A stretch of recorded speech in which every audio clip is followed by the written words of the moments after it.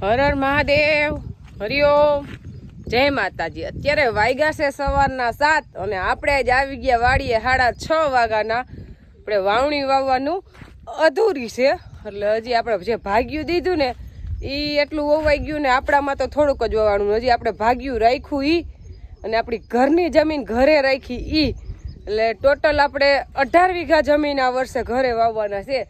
એટલે એ આપણે જે વાવવાનું છે એ રસ્તાને કાંઠે થાય, એટલે દેવાનસિંહ પપ્પાને કીધું કાલ માથે ઉપાડીને બી હું થાકી ગઈ, આજ ગાડીના ફેરા મારી દો, આજ તો ગાડી હાલે એમ જ છે। એટલે કીધું ન્યાથે ખોટું ઉપાડીને લઈ જવું નહીં, એક તો આ વાવણી વાવીને વાહે હાલી હાલીને થઈ ગયો, એમાં પાછો બીના ફેરા મારવા આવવાના। અને વાવણી તો એવી છે પણ એવી ઘાટી નીંદર આવીને જરીએ ઠાકોડો તો તોય લાગ્યો નથી, ખબર ન પડે કેમ સવાર થઈ જાય। એટલે આમ તો ખરેખર કામ કરતા હોય ને સતત આખો દિવસ તો નીંદર આવી જાય, જેને નીંદર આવવાનો ન આવવાનો પ્રશ્ન હોય ને એને ઉપાધિ નહીં। હજી એક ફેરું મારી દો, બે બાસકા છે ને, હા એક બાસકો અહીં રાખતો જાઉં અને એક બાસકો હવે ઉપાડી આવજો, હા એટલે થઈ જાય। ઉપાડીને તો લઈ જ જવાનું, એ તો પાકું જ। અને આપણે કાલ તો વાવેતર થયું, અંદાજે 10 વીઘા વવાઈ ગયું અને આજ હવે આપણે 15 વીઘા અંદાજે બાકી હશે, એટલે બપોર તો નહીં પણ રોંઢો થઈ જાય, કારણ કે હજી પટ દેવાનું બાકી છે। આપણે ભાગ્યું રાખ્યું એમાં પટ દેવાનો બાકી છે, પટ દેવામાં પટ દેવામાં આપણે કલાક વહી જાય, પણ રોંઢો નથી કરવો, આ જમવા 2 વાગે જવું પણ વાવીને જવું છે।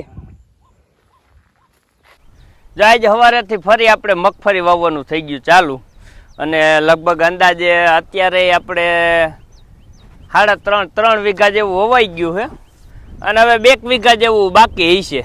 જે આપણે ગઈ સાલ માંડવી હતી ને એટલા ભાગમાં જ હવે આવ્યા છીએ, એટલે પોર આપણે અહીં ક્યાંકથી જ હતી એટલામાંથી જ અંદાજે, એટલે 2 વીઘાની બાકી હવે રહી છે, એટલે લગભગ હવે કલાકનું કામ છે અને પછી વહી જાઓ આપણે અદાવાળા ખેતરમાં।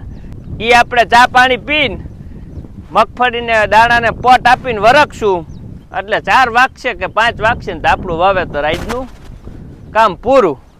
અને નહીં એક કામ વધાર્યું છે કે કાલ આઈકું આજ આઈકું પણ કાંઈ વાંધો ન થયો, પણ આજે એક ફરે દાંડવું બંધ થયું અત્યારે, એવા ખૂણામાં ગારો આવ્યો નથી।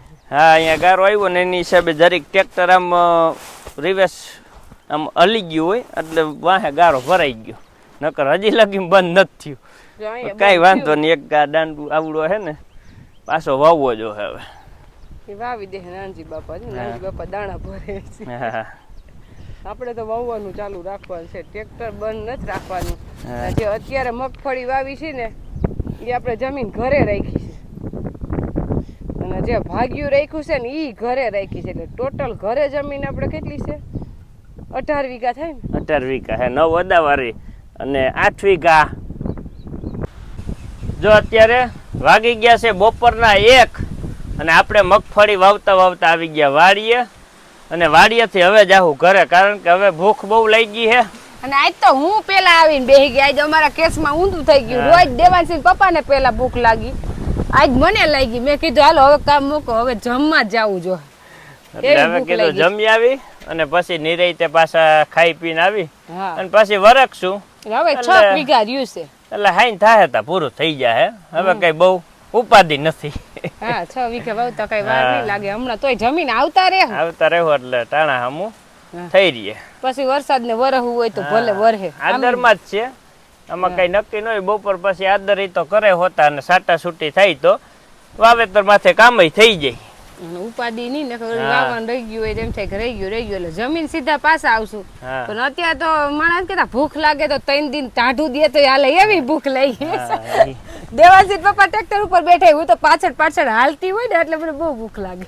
સારું હાલો જમી આવી, તૈયાર જ રસોઈ છે, આપણે બાઈએ તૈયાર જ રાખ્યું હોય, જઈને સીધું જમવાનું જ છે। જો આપણે ઘરે આવ્યા હતા, દેવાંશભાઈ મોઢું બતાવવા તૈયાર નથી કા?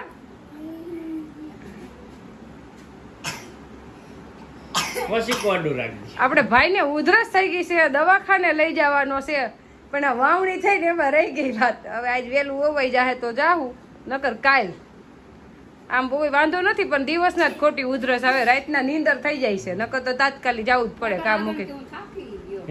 એને ઉધરસ આવે ને એનો તાવે આવી જાય સાંજે તાવની દવાઈ પાઈ. જો અત્યારે આપણે વાવેતર ચાલુ છે અદાવાળા ખેતરમાં, એટલે કે જે આપણે ભાગમાં રાખી છે એમાં, અને એમાં જે મગફળી વાવી છે એ આપણે વાવી છે GJ32. કારણ કે ગઈ સાલે આપણે એમાં GJ32 મગફળીનું વાવેતર કર્યું હતું અને આપણે વીઘે હિતાવી મણ થઈ હતી અને કોઈ જાતનો ખર્ચ નહોતો કર્યો, નહોતી એકઈ દવા છાંટી, નહીં કંઈ ખાતર, ખાલી વાવી ગયા હતા અને કાઢી ગયા હતા.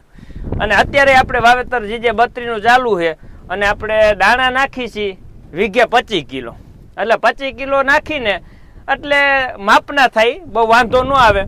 પછી માઇનોર જો કોઈ બિયારણ નબળું નીકળે અને થોડુંક ઘણું બગડે તો ઉગતા આપને માઇનોર થોડુંક મનફેર હપાર લાગે, પણ એ હપાર ખરેખર નડે નહીં. કારણ કે સમય જાય ને મહિનો દી 15 દી એટલે પછી હરખી મંડે દેખાવા, થોડીક હપાર હોય ને એ માંડવી જ સારી થાય. કારણ કે આપણે કારા તલ હતા ને હાવ હપાર હતા, એમ હતું પાડી નાખવા છે. ઈ તલ જ આપણે બાર મણ થયા. શીખવાડી દીધું દેવાંશી પપ્પા. પોરામાં 30 કિલો દાણા નાખ્યા એટલે ઓણ તલે સીધી શીખ દઈ દીધી, સીધા 5 કિલો. એટલે 5 કિલો આપણે ઘટા નાખ્યા, પોર 30 કિલો નાખ્યા હતા. એટલે આપણે 1 કિલો દાણા ઓછા નાખી ક્યારે એટલે બરાબર 5 કિલો ફેર પડી જાય. અને 1 કિલો આમાં દાણા આપણે વેરી તો કઈ આમ દેખાય નહીં, પણ વાવેતર હે ને તમારે શક્કર ક્યાં સડાવવાની ઈ માથે મેન આધાર રાખતા હોય. આપણે કેટલા નંબરના શક્કર છે અત્યારે? આપણે હે ને 11 નંબરના શક્કર છે.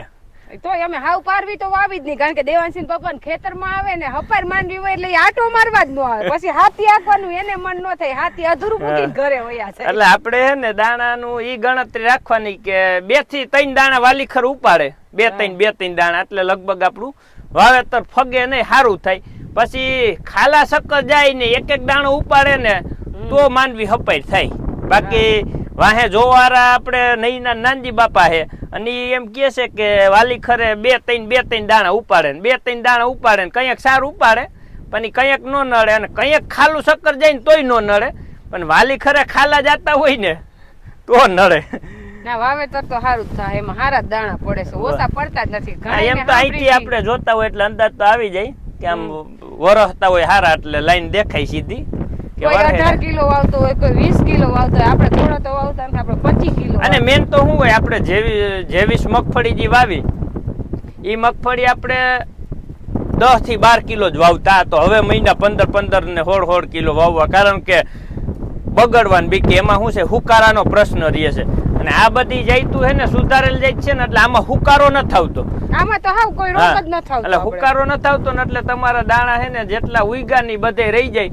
અને બીજા નંબરમાં એનાથી માઇનોર દાણો ઝીંકો હોય એટલે ઓલા 100 દાણા હોય ને તો હવા 100 દાણા થાય, એટલે એમ છોડવાની સંખ્યા વધી જાય ને. અને આપણે બધી માંડવી બીટી 32 નથી વાવી, અડધી બીજી વાવી છે. હા, અડધી વાવી હે મીનાક્ષી અને અડધી વાવી બીટી 32. હવે કઈ હારી થાય ઈ છે ખબર પડે. હવે તો હાકો તો વાવવાનું પૂરું થાય. હાલો હવે મંડી ધીમે હાકવા. આપણું એટલું ખેતર તો વવાઈ ગયું છે ને હવે રહ્યો છે આ ખૂણો, એટલે લગભગ 5 થાય ને તો આપણે વવાઈ જાહે. અને દાણા જો આપણે હારામાં હારા પડે, ઘાટી માંડવી થાય પણ પારવી નહીં થાય ને આપણે પારવી માંડવી ઉગાડવી નથી. અને દાણા જો 2-3 એમ લે જ છે, એટલે માંડવીનો ઉગાવો સારો જ આવે. આખું આપણે એક ખાનું ભરી દઈને છલકતું એટલે આપણું ઉથલ વરી જાય, એક એમ 2 ક્યારા વવાઈ જાય.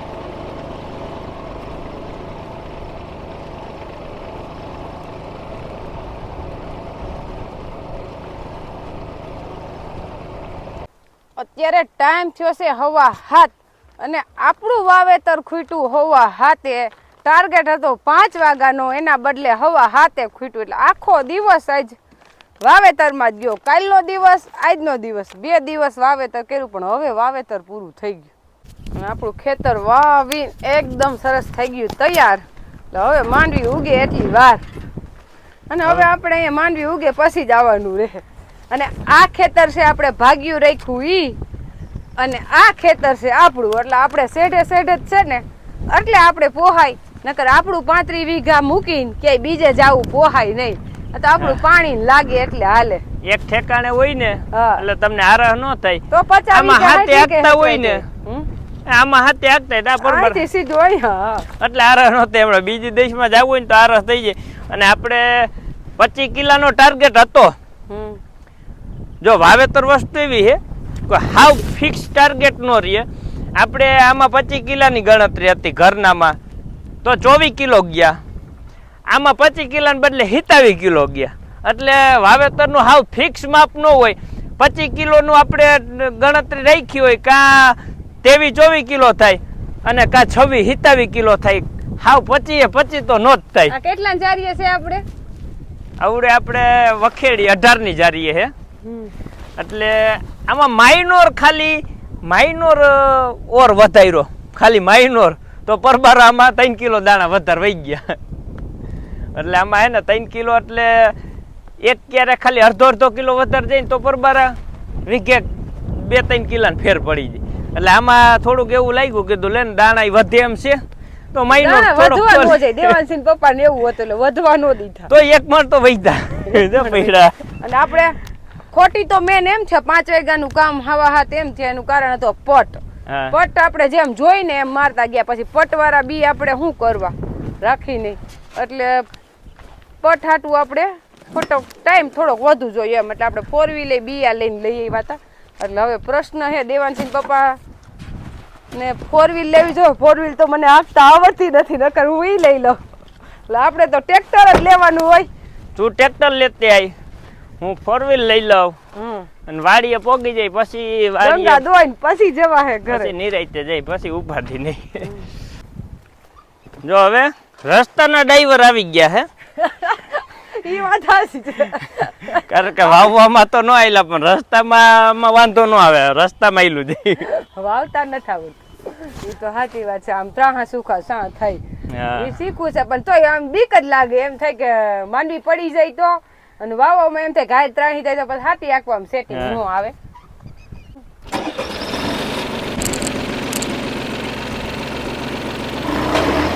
હાલો બાય.